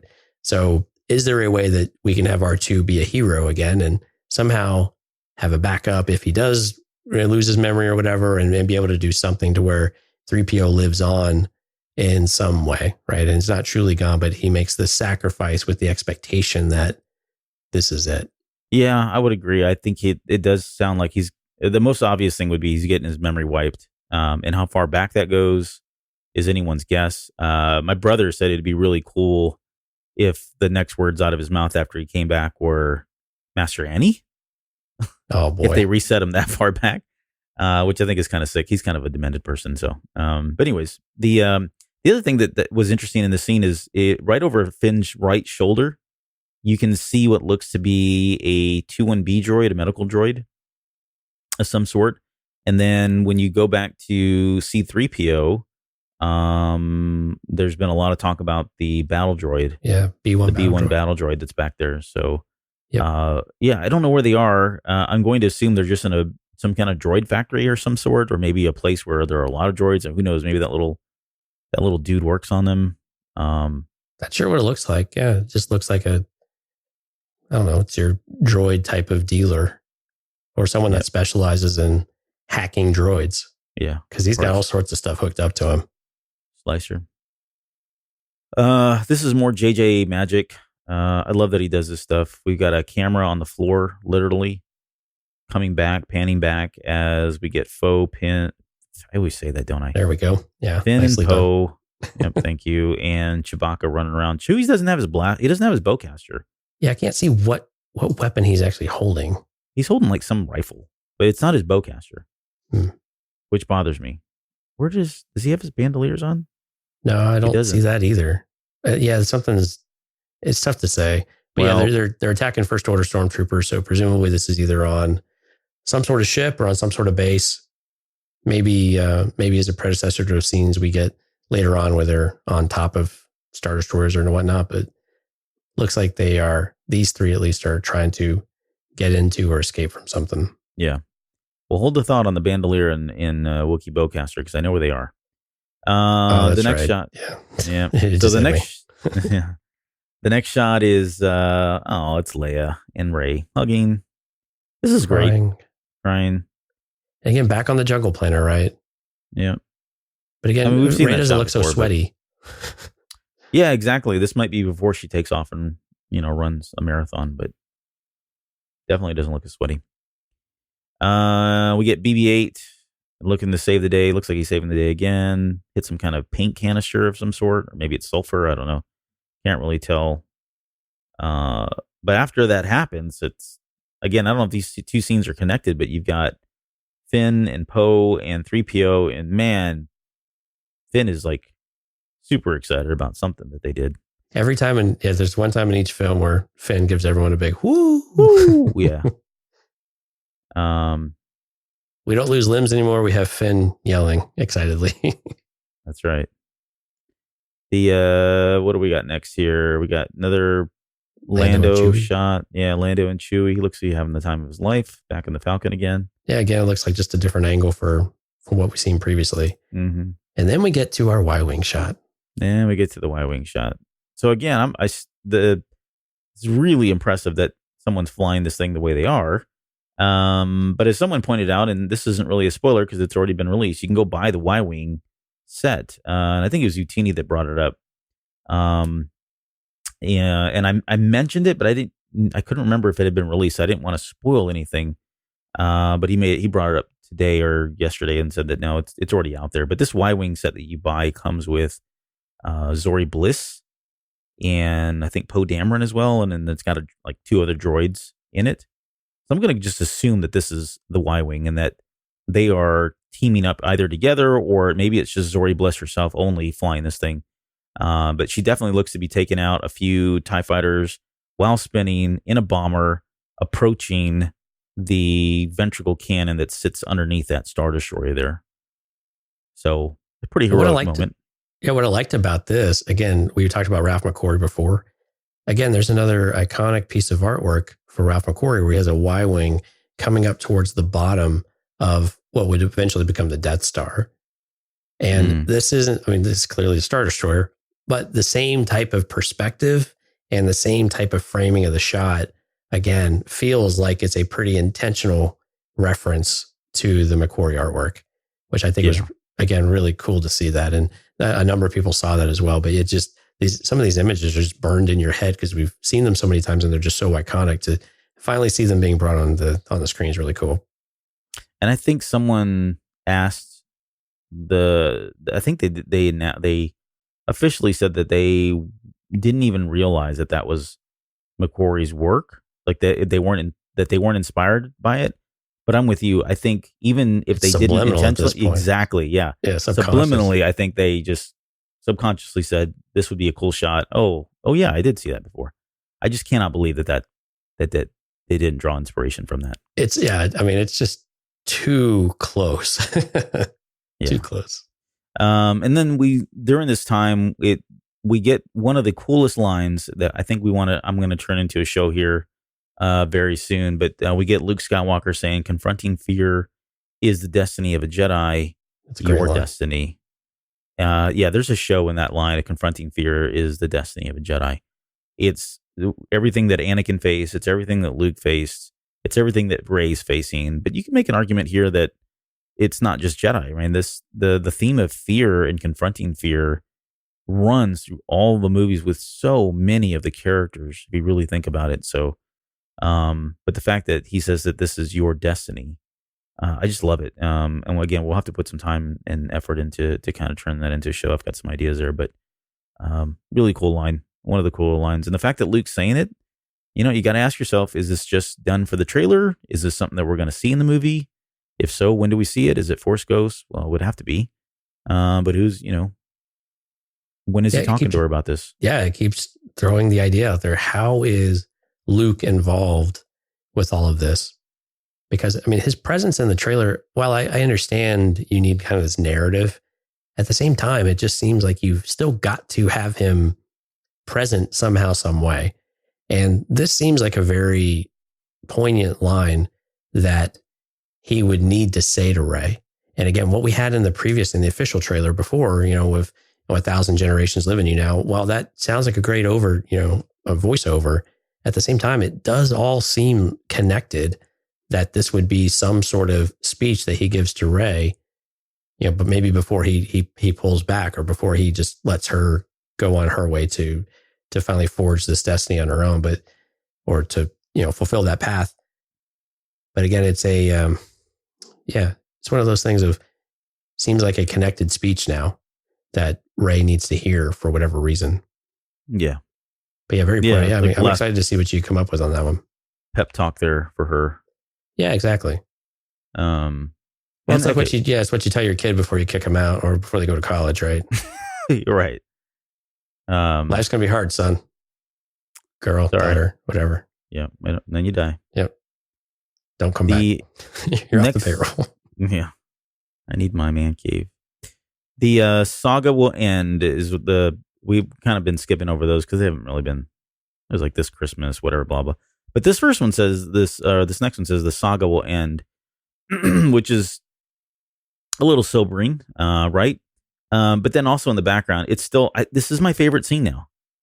Like I can watch this all day long. I don't know how long this scene's going to be when it comes out of the movie, but I do like the fact that you've got a freaking cavalry of these Orbaks horses or whatever riding on what looks to be a Star Destroyer of some sort. And this is like so very Star Wars. I mean, it's like the Gungans, right? They were riding around on their animals fighting tech, and you had Kenobi riding around on what's his name, the Boga, the lizard, and on Utapau, right. So this is not uncommon. I know there's some people are like freaking out about this, that we've got animals in war, but we've already done this, and it just looks freaking brilliant to me. Yeah, it's more about why they're on top of what appears to be a Star Destroyer. Yeah, no, exactly right. You're burying the lead here. what the heck happened? How did they get up there? Because in the background, you can see a Star Destroyer lifting up or going back, or maybe this one's falling. I don't know. You can't really tell from the perspective, but they're in the middle of a battle. Like, so how and why are they using, and, do the Orbaks have some kind of like special ability where they can, I don't know, attach themselves to metal or something, or they can, who knows? Again, this could be, great. Again, the emergence of more of the fleet, right? So things are starting to really amount to something now. And I see what you did there. Yeah. Pretty clever. Not really. Amount to something, huh? He'll be here all week, folks. The other thing I liked about this was the fact that we've got Jana kind of leading the group, as well as BB-8. He's sitting there rolling. I didn't see any other faces besides Finn, of course. Yeah. No, yeah. I think it's just a cast of background characters that we will never get to know. All right. Then another one of your favorite shots comes up as the story lives forever. Yeah. Of Kylo and Rey in the shambles of the throne room on the Death Star, which of course was completely obliterated, but somehow no. This still is like survives. If you want somebody to build a house, you need the architect who built this, because this thing has withstood some serious pressure, right? I'm gonna point you to Rogue One. Let me know. Yeah, but it's movie magic. It is a cool shot, though. I like the angle. I like the window's still intact. You can see the throne itself is still there, just kind of destroyed. It's very similar to the artwork from The Force Awakens, where originally originally Rey, or Kira, as it says in The Force Awakens art book. It showed her diving down in there trying to get something, or she was scavenging for something down there in the remnants of the Death Star. So it looks very similar to that. Obviously, they're not underwater. But the other thing is she's got her blade out. Yeah, I was going to say, and he does not. Kylo does not. Right. So again, is she the aggressor, continually the aggressor? And there seems to be a trend developing here, at least in the scenes that we're seeing. Yeah. And no helmet for Kylo. No helmet. Yeah, I'm not going to pretend to truly understand how that works. I'm just going to trust that it's going to make sense, because sometimes he's got it on, sometimes he's got it off. Does he have it on at the beginning? Does he have it on at the end? I don't know. And I don't know that I really care. Well, that part seems to make sense, right? Make it make sense. Yeah. Yeah. We got Finn, yelling Rey again. Jana's in the background. I guess that's the other thing we get in the sequel trilogy. Rey! Yep. Every time, every movie. In the back there, I don't know if you can see her, just right at the last second before this changes scenes, you can see Jana. She's sitting there, or standing there. Where? Look over his right shoulder. I'm not seeing it, but it's at the 1 minute and 50 second mark. Yeah, I probably just can't get the right frames. That's all right. Trust me, she's there. Trust me. Yeah. Trust me. I'm a doctor. And then we get our Marvel team up scene. All right. Where they smash some stuff. Yeah, the Reylo smash. Yeah, Reylo smash. All right, so lay it on me. What are they smashing? You've had time to think about it. You've had time to dwell on it. What's going on in this scene? My final opinion, now that I've had some time to sit and think about it, I don't think they're working together. In fact, I think they're fighting. Interesting. Mm-hmm. Because if you look at the way, like, just the positioning of their feet. Let me rewind here. But see, so the reason why I don't know that I agree with that is when you go to minute 52, right as it's transitioning into the next scene, both Rey and Kylo are staring down at the debris. And of course, we have Rey holding what appears to be some sort of dagger, but we have them both kind of looking down at the same thing, which seems like they could have been like, oh crap, we destroyed something. Mom and dad are going to be pissed. Or that was very intentional. See, and I think it's mom and dad are going to be pissed. I just don't see them. Like, I don't understand the point of using lightsabers to destroy this thing. to me, it's Vader's helmet too. Let me just get that out of the way. I think this is Vader's helmet. I think this is some kind of statue or mural, or I don't know what it is, or something with Vader. I don't understand why they would, unless she's helping him, quote, destroy the past or help him get past it. I don't understand why they would use lightsabers to do this. And his stance is what bothers me. Like, Rey's fine. I get it. She looks like she intentionally does it. But he does not look normal to me. He does not even look like he's attacking this thing normally. It looks like he's deflecting her. He's coming off deflecting her lightsaber. And then, oh crap, I just destroyed this thing. The other thing we talked about this too. Wait, so do you think this is a shrine then? I think it was maybe his shrine. Because I could see where that would irritate him. They'd stare in disbelief. Well, if you watch closely too, look at his left hand when it's over. He like pulls it back up to his chest like there's something bothering him. Like he's going to cough, or do you see what I'm talking about? I can't make out a hand. So, what resolution are you running over there? I'm probably just not clicking the right 240. I don't see anything here. Let me crank this up to 360. No, you got to go into high definition. His left hand comes up, and it's almost like a Grievous kind of thing, where he keeps his hand up by his chest kind of thing. I don't know. I'll have to take your word for it. So can we talk a little bit about the speculation about what's in the background? So if you look between them in the back, there's an object that has vertical black bars. Bandolier. And you know where I'm going with this, right? Yeah, Chewie's bandolier. No. No. So there's speculation that this, because this looks a little bit like on Mortis with the sword that Obi-Wan takes from that the sister leads Obi-Wan to. Yeah, the blade of Mortis. Yeah. So it looks like the hilt. Yeah, a bit like the hilt, or at least in its cocoon state. Now, it can't be that because that was destroyed. But there are people who are drawing that connection. And of course, then they see Rey holding something, which of course does not look near long enough to be the same exact object, of course. But yeah, is there some sort of correlation between the two? That's an open question. The answer is no, probably not. I don't really know. I don't think it's. I think it's a possibility. Right, it's because possible. The dagger's got to have some sort of. It's got to have some sort of weight to it. There's got to be something to why she's holding a really, archaic melee weapon. Mm-hmm. So there's got to be something to that. So is it imbued with something, or is it imbued with is it a force object, or is there something like that? There's got to be some sort of importance to it that we just don't quite understand. And why is she holding it in this quote unquote, battle or destructive sequence? Very peculiar. She's holding it with reversing the hilt too. Yeah. Yep. We didn't talk about all the junk. Pause. I know. Sorry. We didn't talk about all the junk on the floor over there on the right-hand side. There's like some red debris. Oh, I didn't know where that came from. And then go to the 1 minute and turn your resolution up, and then go to the 1 minute and 51 second mark. Okay. You're going to have to tell me what I'm looking for. Okay. So look underneath what I think is the helmet on the shelf there.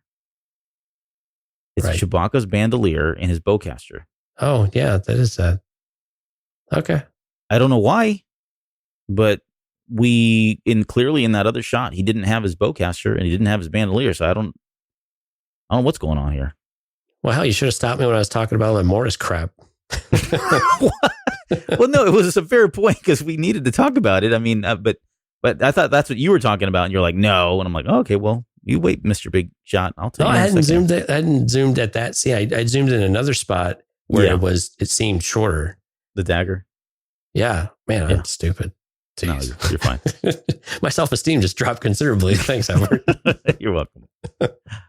But yeah, I won't pretend to understand why that's there. And then the other question we had is, to me, I don't remember if we talked about this 2 days ago. This looks more like episode 4 tech to me. It doesn't look first order to me at all. I could be wrong, but I mean, it's got the pill lights, so that's very that looks very Imperial, right? Right. So maybe, part of me thinks, would it be cool? What if this is that chamber, like Vader's chamber where he gets his helmet switched out that, from Empire Strikes Back, or this is some section of it, some white room, pristine, clean room that Vader lived or was, known to go to, like a clean room of sorts. I don't know. I don't know what's going on in the scene. It's probably the most intriguing that there's a billion questions that come from this scene. So I guess we'll just have to wait. That's right. All right. Enough of Reylo Smash. The next scene's pretty quick. Just Rey. I'm sorry. I always do that. Finn and Poe and 3PO. Sure. Looking at something. Yeah. Poe looks like he's ready to shoot something as usual. There's a look. If you look at the 1 minute and 53 second mark. Yep. Look at Poe's eyes. They're so beautiful. No, look at the reflection though. They are beautiful, but look at the reflection. Does it look like a lightsaber? It does look like a lightsaber, doesn't it? Yeah. So I'm not sure. You can see it in Finn's eyes too. Yeah. He's got like cat eyes. I have never looked so long in either of these two gentlemen's eyes before. I'm not uncomfortable. I'm starting to like it. There's also some sort of weird kind of glow around them on the bottom right as well. Yeah. Difficult to tell what that is. Maybe blasters, maybe just the light playing tricks. Maybe a lens flare. It's JJ after all. It is JJ. We get another quick shot of the Orback riding that's happening, the cavalry going forward, and then what looks to be a number of ships that are floating down in the middle, coming off of the Star Destroyer there. I don't know if you see that. Those look like the same kind of transport ships that we saw in was it The Force Awakens? Force Awakens, yeah. So it looks like they're deploying. I'm gonna hope Sith troopers because we still haven't seen those guys, but who knows? So maybe they're running to meet them. Couple resistance ships flying to the frame as well. Yeah. Okay. Yeah, TIE daggers. Your Dorito fighters. You got a B-1B bomber. You see that? Yep. Get an X-Wing. Get a B-Wing. I don't know why I said B-1B. That's a U.S. fighter. Yeah, old school B-Wing though. Yep. But that's a B-Wing. Yeah. And then I'm calling this next shot Ben Solo. That's actually Ben, huh? Yeah, I think that's Ben. I think this is after he's been redeemed and he's found his purpose. He's been refocused. I'm not sure where he's standing or where he's at. I'm on board with that though, because you're right. It has a different look to it. He has a different look to him. He does. There's more resolve, less boyish, brash. Right. Mm-hmm. Yeah. I'm on board with that. All right. Determination that maybe we haven't seen before. Wow, we were really looking at these guys' eyes a lot. Mm-hmm. It's good stuff. There's a lot of lightning flashing too in the background in that shot. There is like a whole lot. Don't know what's happening either, but and then we get to some craziness. Yeah, we get the Emperor. Yep. So he's definitely floating down on again something. Yeah, looks very mechanical. I mean, it's very difficult to tell what it is, but it's definitely not natural. It's not the throne. It is definitely not the throne. And if you go to the 1 minute 59 and a half mark, if you go to the 2 minute mark, you've gone too far. But just before the 2 minute mark, his left hand is coming up like he's going to shoot lightning. Yes, I saw that. You just get a little glimpse of fingertips, but you can't really tell what he's going to do. No. And of course, we get what is she doing? Rey, she's taking a step back, though. Like I said in the first show, there's a bit of a recoil here. She's finally maybe realizing what she's up against. She doesn't have her she doesn't have her lightsaber out. She's got it on her. Right. Why would she not have it out? She's facing the greatest evil in the universe, or at least in the galaxy. Get your lightsaber out. Well, she hasn't learned that that's how you block Sith lightning. Oh, maybe. That was, of all the thousands of generations of teachings that Luke gave her, that one didn't make it. Sorry, Rey. Oh, we forgot that one. My bad, dog.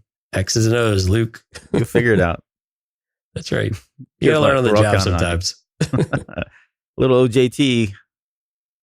All right. And then finally, our final shot here. Yep. The Force will be with you always, and that's Luke and Leia. Right. And we have a shot of Rey with her lightsaber drawn, but she's finally at peace and almost like she's creeping a smile at the very end as she hears always, or as we hear always at least. So again, what is she looking at, or what is she feeling, or what is she experiencing?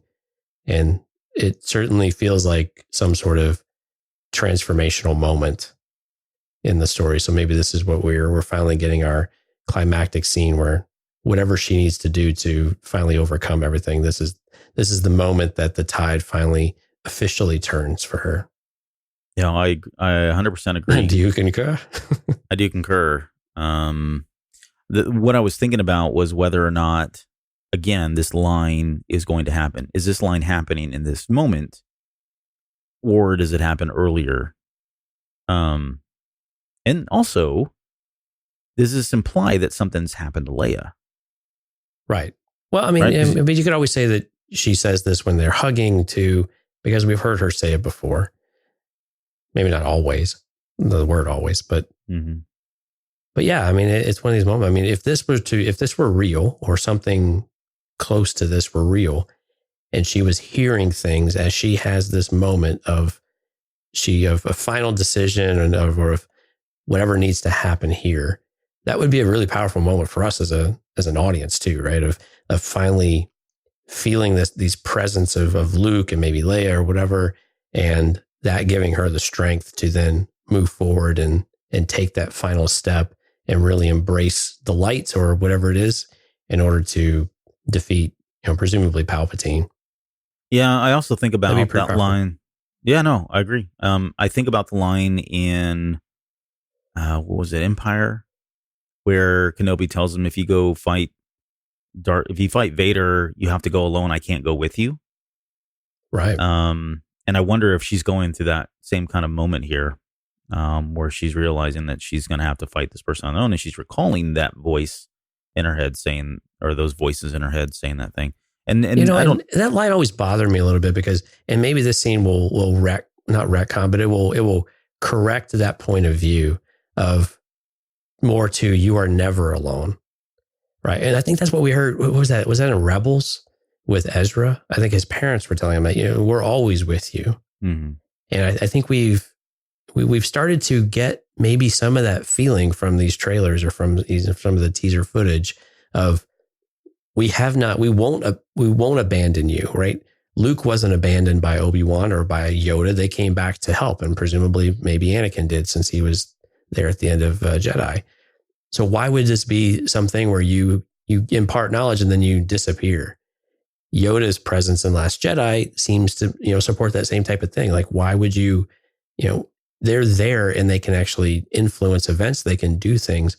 Why would it makes no sense for them to abandon you in your greatest moment of need just so you can grow? I mean, I get that to an extent, but in these great moments of peril, why would you just leave it up to a single person or a couple of people in order to drive, to correct or to balance things out, or however you ever want to frame it up? Why would you abandon that? And so I'm hoping that this is this moment where we finally get past that of saying, you know what? We don't have to abandon our students. We can still support them, and we can still be involved and help them without cheapening her character moment, without this really triumphant moment that she needs to, finally experience and show, and that we'll get to enjoy, of course. My final theory on this shot has to do with literally the half second, the quarter of a second that's left in the shot before it cuts to the title. She smiles. Yeah, exactly. And that's why I'm thinking, I am going to say, if there is a redemption arc for Ben, this is the moment where she realizes he's turned and he's coming to help her now. Whether she's looking at him or she sees it or feels it or something else happens, I don't know. But it just looked, I can't think where she would, given where she is at the beginning of this scene or the way she looks at the very first part of it, her mouth is kind of opened a little bit. She looks scared. She's just staring, and then suddenly she goes from that. I mean, there's like three emotions that happen here. And there's a split second also in here at 2 minutes or 5 seconds where she kind of almost looks down. Her eyes shift a little bit. And then when she comes back up in that half second afterwards, there's this moment of clarity and she almost smirks, like smiles, like you're here. Right. Exactly.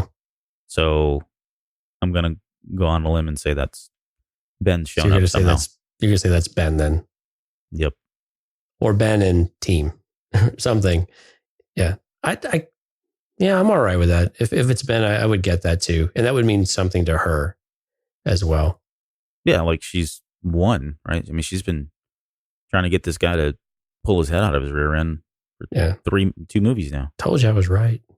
Yeah. Women's always right. So, well, that's the trailer. Yeah. So you've seen it 12 dozen times now, Albert. How you feeling? Oh, I love it. I think it's great. I still don't think it's for the general audience.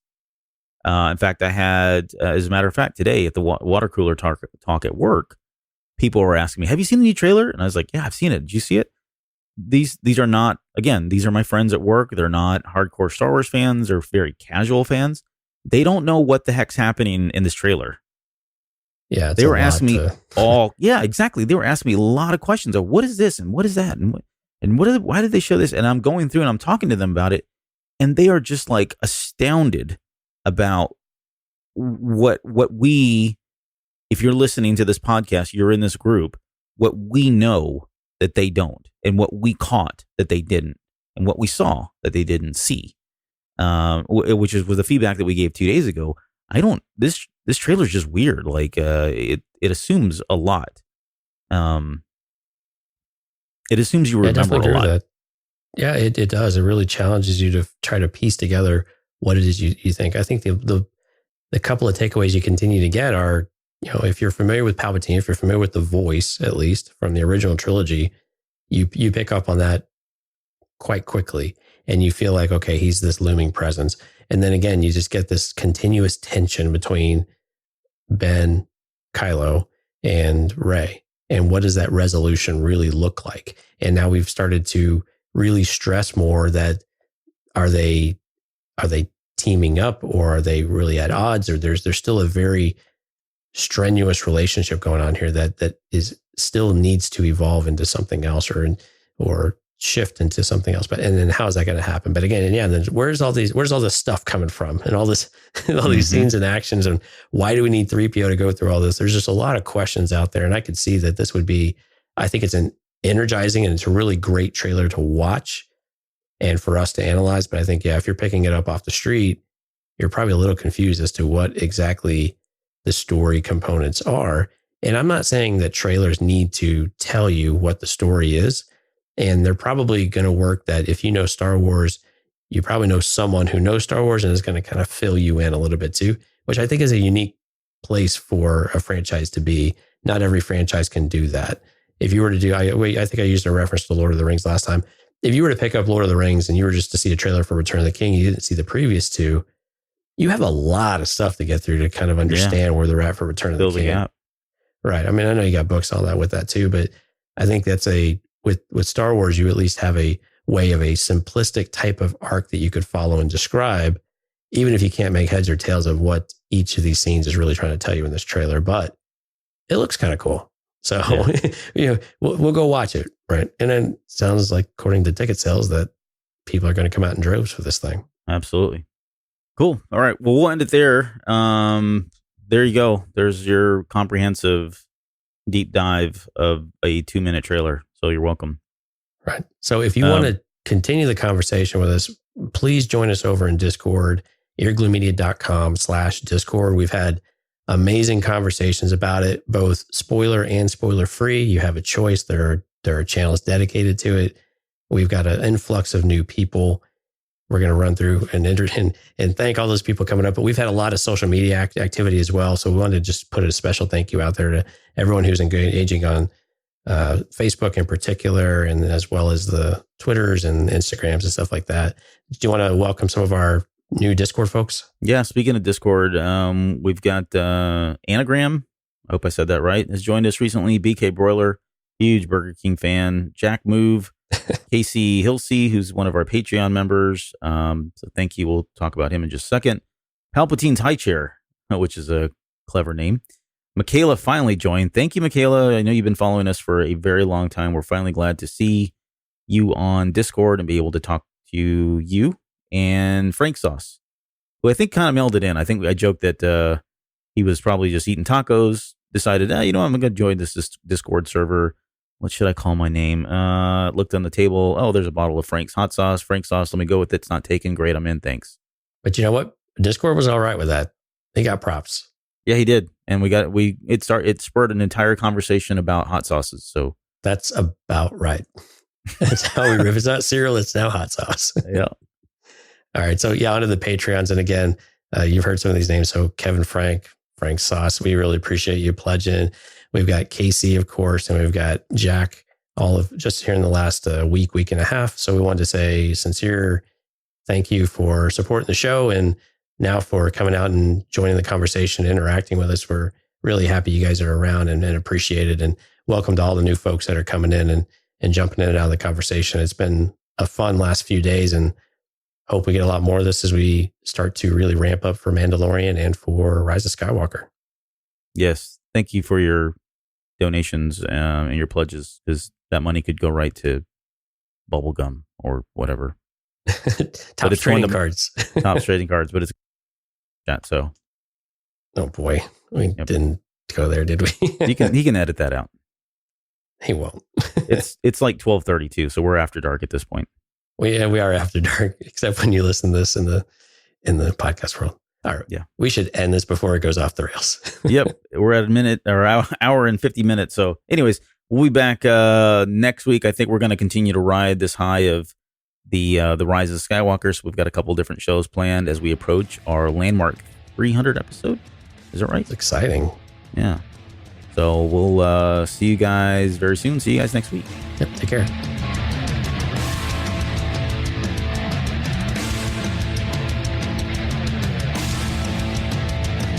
You're still listening? Wow. That's amazing. Well, I'm here to give you the disclaimer. Normally we do a big, long, drawn-out disclaimer thing saying what's what and who's what and all that other stuff, but I think you guys kind of know that Lucasfilm and Disney have no affiliation with us at all, and we have none with them. We talk about Star Wars, which is their property and all that other good, fun stuff, but I think you can tell which is our stuff and which is their stuff. If you can't, well, then send a lawyer to send an email to me, and I'll be glad to chat with them. Other than that, you know what's what, so that's your disclaimer.